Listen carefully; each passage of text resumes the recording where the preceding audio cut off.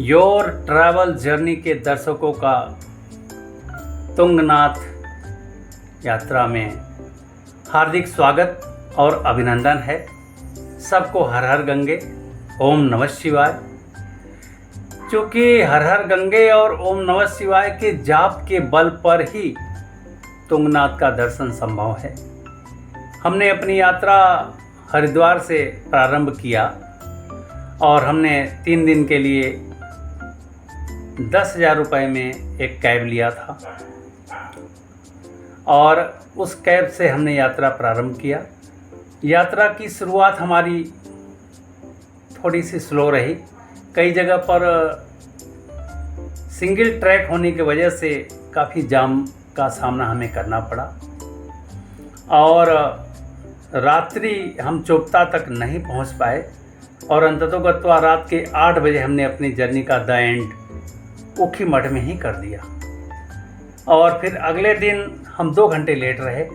इस वजह से हम तुंगनाथ यात्रा के लिए वहाँ 12 बजे तक पहुँच पाए। फिर 12 बजे से हमने घोड़े लेकर चढ़ाई शुरू किया।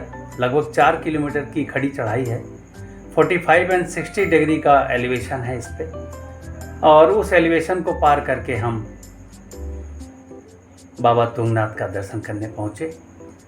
तुंगनाथ का दर्शन हमें हुआ और दर्शन के साथ ही साथ एक चीज़ मैं बताऊं कि मंदिर सुबह 6 बजे से लेके दोपहर 2 बजे तक खुला रहता है और 2 बजे से 4 बजे तक भगवान का भोजनावकाश होता है। 2 घंटे मंदिर बंद रहता है। फिर 4 बजे से रात्रि 9 बजे तक होता है और 9 बजे शयन आरती हो जाती है। तो ये आप देख के चलें। हाँ, इतना ज़रूर है कि तुंगनाथ ऊपर मंदिर में भी रुकने की व्यवस्था है।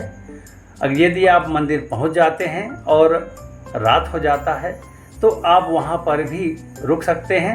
1200 रुपये डबल बेड वहां पे हमने पूछा था और भी काली कमली वाले धर्मशाले में 200 रुपये में भी कमरे हैं। तो इस तरह से ऊपर तुंगनाथ में भी आप रुक सकते हैं। तो आइए, रास्ते का पूरा आनंद हम आपको दिखाते भी हैं और बताते भी हैं। तो चलिए, हर हर महादेव, हर हर गंगे, ओम नमः शिवाय। कहीं भी रहेंगे भूख तो लगेगी, मन तो करेगा कि कुछ अच्छा मिल जाए, तो वेल एंड गुड। ये सैनिक रेस्टोरेंट है और लगभग हरिद्वार से हम 30 किलोमीटर आगे आ चुके हैं चोपता मार्ग पे। तो ये देवप्रयाग से पहले और हरिद्वार से बीच में ये सैनिक रेस्टोरेंट है। अपने आप में बहुत अच्छा रेस्टोरेंट है ये और वेल डेकोरेटेड है। दीवालों पर इन्होंने विभिन्न तरह के फिशरीज देखने के लिए लगा रखा है पर्यटकों के और टीवी की भी व्यवस्था है और लेबोरेटरी भी इनका बहुत साफ़ सुथरा है। खाना भी इनका हमें तो ठीक लगा और इस थाली का इन्होंने 4 रोटी, पनीर की सब्जी और कोफ्ता पनीर का, दाल, दही, सलाद, ये 350 रुपये में हमें दिया इन्होंने। अब आइए हम आपको रास्ते का नज़ारा दिखाते हैं। चलते चलते हम कहाँ पहुँच गए? देवप्रयाग। ऐसा प्रयाग जहाँ माँ अलकनंदा और भगीरथी का संगम हो रहा है। ये देखिए, माँ अलकनंदा चली आ रही हैं बद्रीनाथ से और ये इधर से जो आप हरा पानी देख रहे हैं ये भगीरथी का पानी है। और ये ज़्यादातर हमने आपको देखा होगा, आपने भी, कि जहाँ कहीं भी संगम होता है उन 2 नदियों में से जो भी एक नदी मुख्य होती है उसी का नाम आगे चलता है और दूसरी नदी उसमें विलीन हो जाती है। लेकिन यहाँ पर एक उल्टा गंगा बह रही हैं। चूँकि गंगा यहीं से बहना चालू हुआ, इसे उल्टा गंगा बह रही हैं। अलकनंदा आई बद्रीनाथ से और गोमुख से आई भगीरथी और दोनों ने अपने नाम को विलीन कर दिया। कहाँ? गंगा में। हर हर गंगे। तो इस तरह से हमारे इस पतित पावनी माँ गंगा के क्षेत्र में अब हम धीरे धीरे आगे बढ़ रहे हैं। अभी आपने देवप्रयाग का दृश्य देखा और चलिए अब यहाँ से हम आपको रास्तों का नज़ारा दिखाते हुए धारी माँ मंदिर दिखाने का एक छोटा सा प्रयास करेंगे। इसका अलग से भी जो भी स्थल आप यहाँ समरी एपिसोड में देख रहे हैं, सबका अलग से एपिसोड हमने बनाया हुआ है तुंगनाथ यात्रा सीरीज के नाम से। तो बेशक आप डिटेल में वहाँ पर जाकर जरूर देखिए। ये समरी एपिसोड में एक समरी हम दे रहे हैं अपनी यात्रा का। ये सामने भगीरथी बह रही हैं जो गोमुख से आ रही हैं। गोमुख, गंगोत्री, उत्तरकाशी होते हुए यहाँ देवप्रयाग में जाके अलकनंदा से मिलकर गंगा बन जाती है। तो ये भगीरथी गंगा है और दोनों पहाड़ियों का आप नज़ारा देखिए। मेरा दावा है कि आप मंत्रमुग्ध भी होंगे और गंगा के प्रति प्रेम भी बढ़ेगा और देवभूमि के प्रति स्नेह भी बढ़ेगा। यहाँ के पहाड़ों में एक तरह का खिंचाव है, एक तरह का अट्रैक्शन है। और अब मैं आपको दिखाता हूँ माँ अलकनंदा को। बद्रीनाथ से आ रही हैं और बद्रीनाथ से आने के बाद विष्णुप्रयाग, नंदप्रयाग, कर्णप्रयाग, रुद्रप्रयाग और 5वां प्रयाग देवप्रयाग जो अभी आपने देखा। ये 5 प्रयाग बनाते हुए देवप्रयाग में आकर अलकनंदा भी गंगा में विलीन हो रही हैं। तो प्रकृति के नज़ारे आपके दिल को छुएंगे जरूर। यही देखने तो हम आए हैं। देखिए ना जी भर के, क्या कहने हैं। पहाड़ियाँ, बादल, नीले नीले आसमान।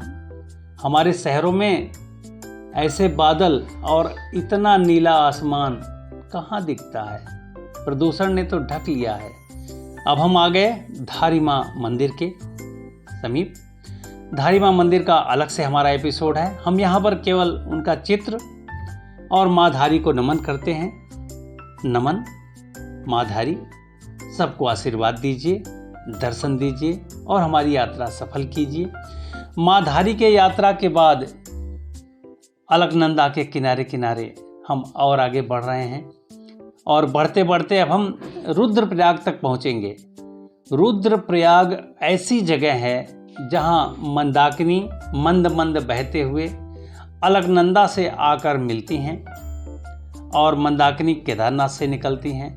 और हमारी यात्रा चूँकि पंच केदार में तृतीय केदार का है, इसलिए यहीं से अब हम मंदाकिनी के किनारे किनारे चलेंगे और हमारी यात्रा मंदाकिनी को टारगेट करके तृतीय केदार की ओर आगे बढ़ेगी।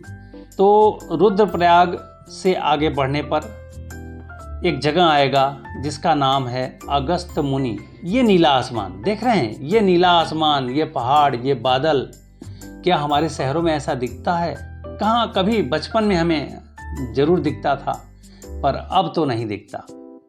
तो ऐसे दृश्य को हम तो तरसते हैं, आप भी तरसते होंगे। जरूर आइए और देखिए। रास्ते में चलते चलते अगस्त मुनि एक जगह का नाम आएगा, एक टाउन आएगा।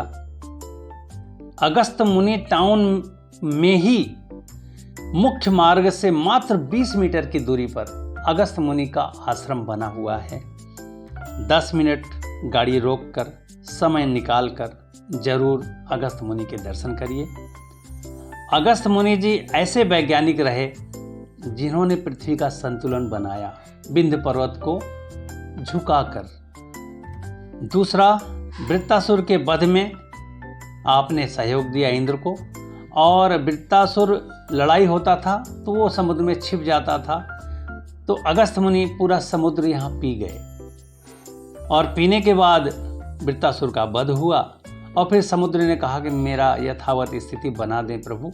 तो शिव की आज्ञा से महर्षि अगस्त ने, ये देखिए अगस्त मुनि का टाउन आ चुका है।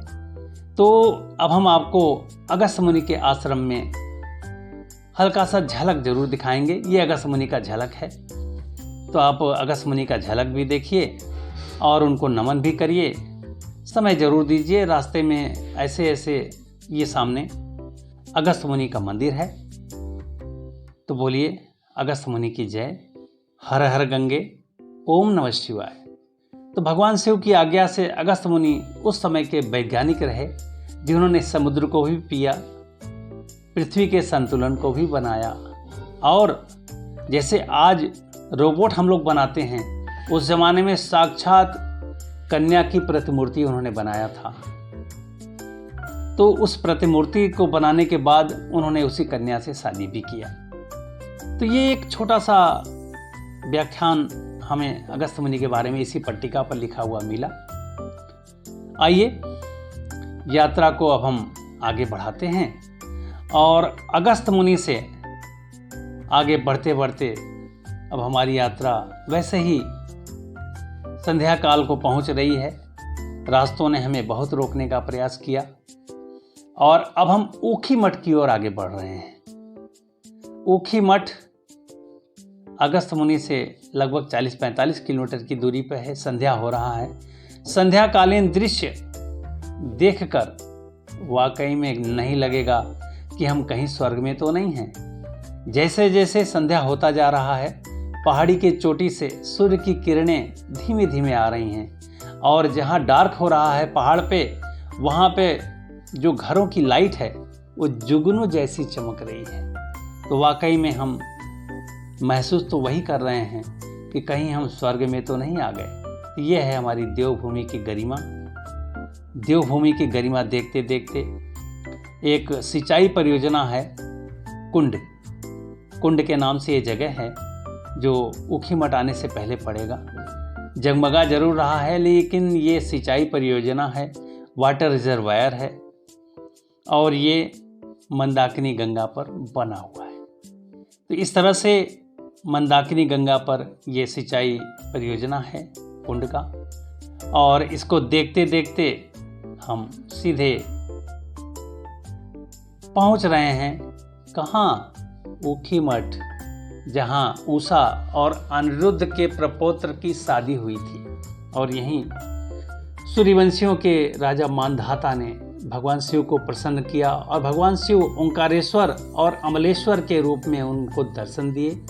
ये वही स्थान है, इनका आप दर्शन करिए। और ये देखिए, ऊखी मठ से आगे बढ़ने के बाद जब सुबह हुआ तो वहाँ के नज़ारे ही अलग थे। उन नज़ारों को आप हमारे ऊखी मठ के ब्लॉग में ज़रूर देखिए। और ऊखी मठ के ब्लॉग के बाद हम देवरिया ताल गए।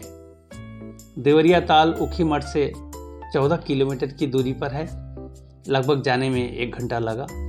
और यदि आप घोड़े से आने जाने का करेंगे तो घोड़े का रेट 1000 रुपया प्रति घोड़ा है आने जाने का। 3 किलोमीटर मेन रोड से पड़ता है ये देवरिया ताल।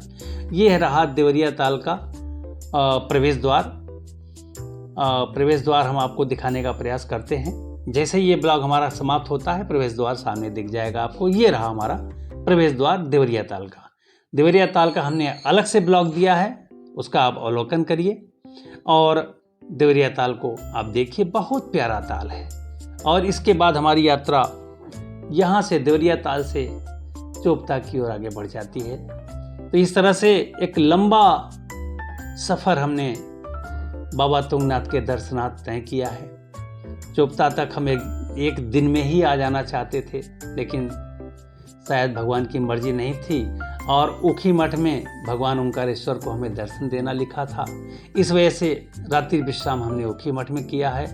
ऊखी मठ में देव दर्शन होटल में हम रुके थे, उसका भी हमने अलग से ब्लॉग दिया है। तो इस तरह से आप देख पाएंगे कि इस नैसर्गिक छटा, वाकई में नैसर्गिक छटा ही होता है। हम शहरों में रहने वाले लोगों को ऐसी छटा कहाँ नसीब है।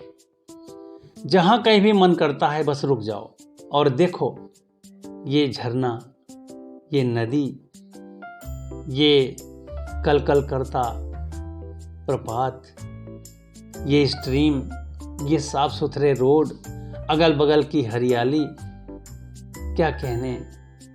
जय हो। आइए अब हम यहाँ से बाबा तुंगनाथ की तरफ चलते हैं।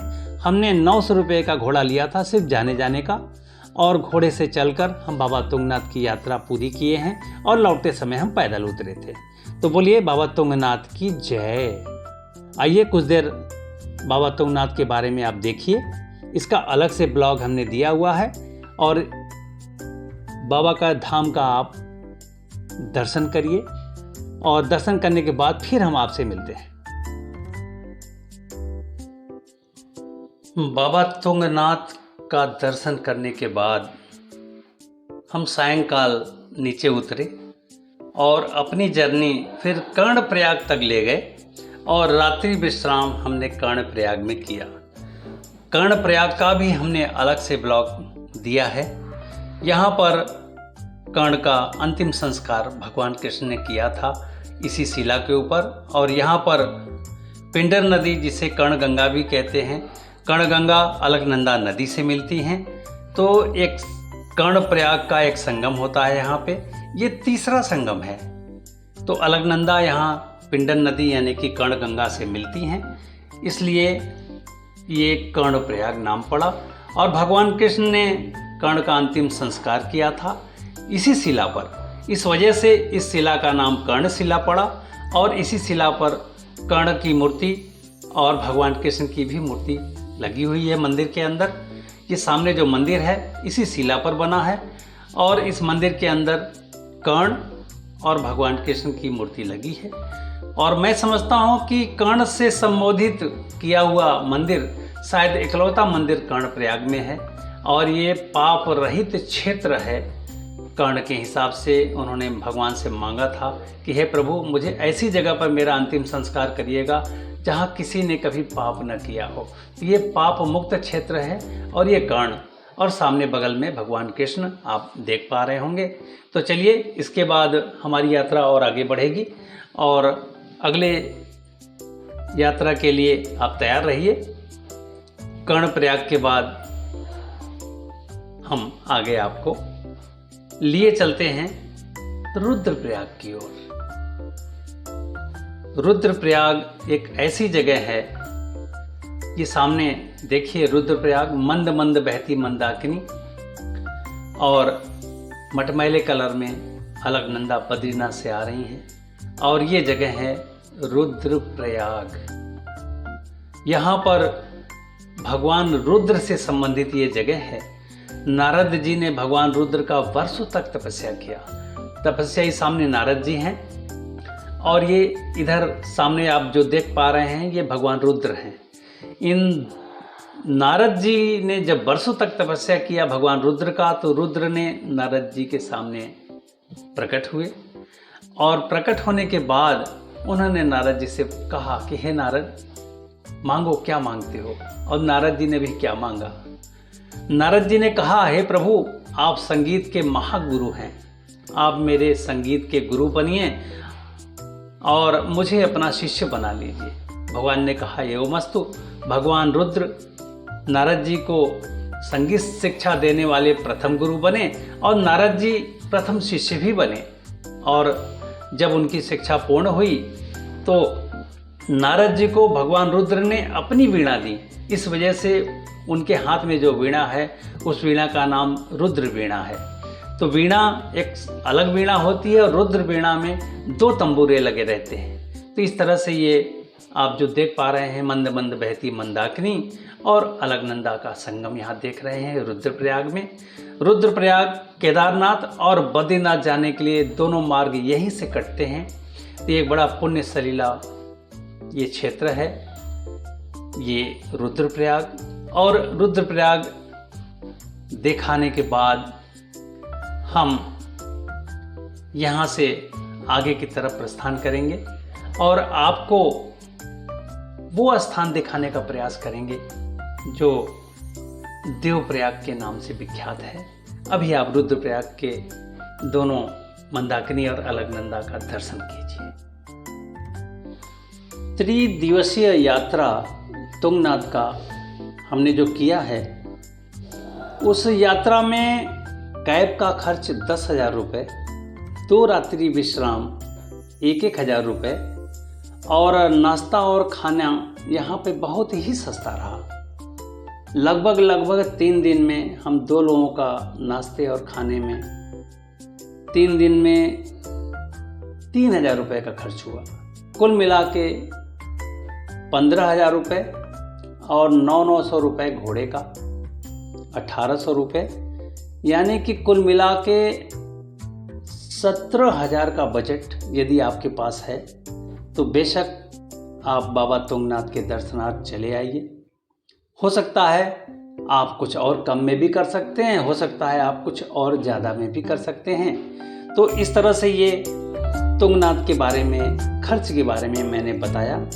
अब आइए आपको दिखाते हैं देवप्रयाग, जहाँ पर माँ भगीरथी गोमुख से आ रही हैं और अलकनंदा बद्रीनाथ से आ रही हैं, विष्णुप्रयाग, नंदप्रयाग, कर्णप्रयाग, रुद्रप्रयाग और ये 5वां देवप्रयाग यहाँ बन रहा है। देवप्रयाग में दोनों के दोनों नदियाँ अपना नाम समाप्त कर लेती हैं और यहीं से दोनों नदियों का एक संयुक्त नाम चलता है और यहीं से माँ गंगा का उद्भव होता है।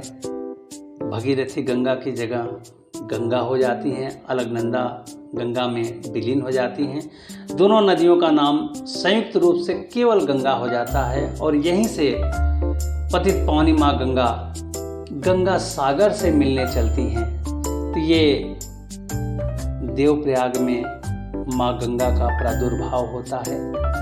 इस वजह से देवप्रयाग अति पावन, अति पवित्र क्षेत्र है और इस क्षेत्र की महिमा जितनी बखान किया जाए कम है।